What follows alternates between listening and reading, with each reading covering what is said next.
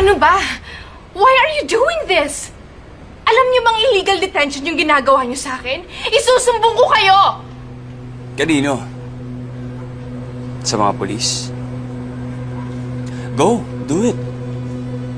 Just make sure na walang nakaabang sa'yo dyan sa labas.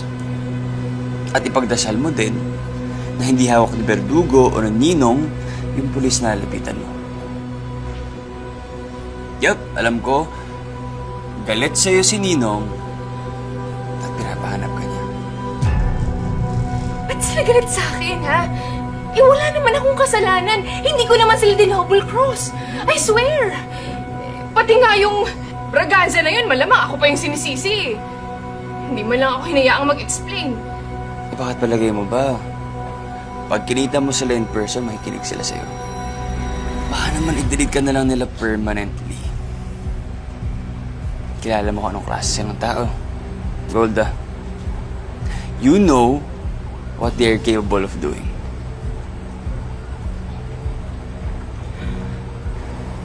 Golda, lahat sila hinahanap ka. Lahat sila ay gusto kang patayin. Actually, kami na nga lang ni Joey yung incentive mo to stay alive eh. If I were you, eh pag-iisipan ko talaga kung kanino ako sasama.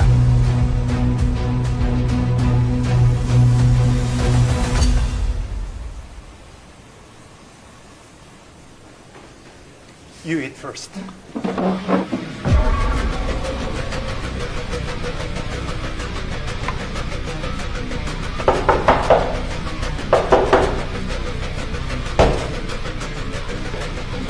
I think she escaped. Paano? Sa bintana yata dumaan eh. Naya, akala ko naliligo na, yung shower nakabukas pa eh. Eh, tara, hanapin natin! Tara! Gino!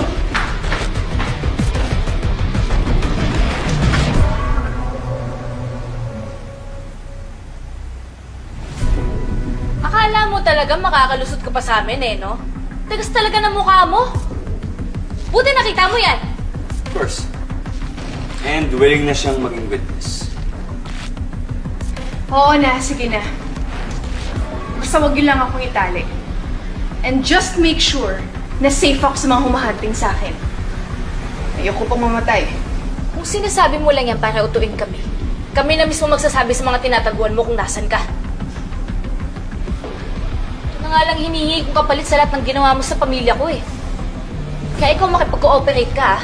Wala nang takas-takas, wala nang lokohan.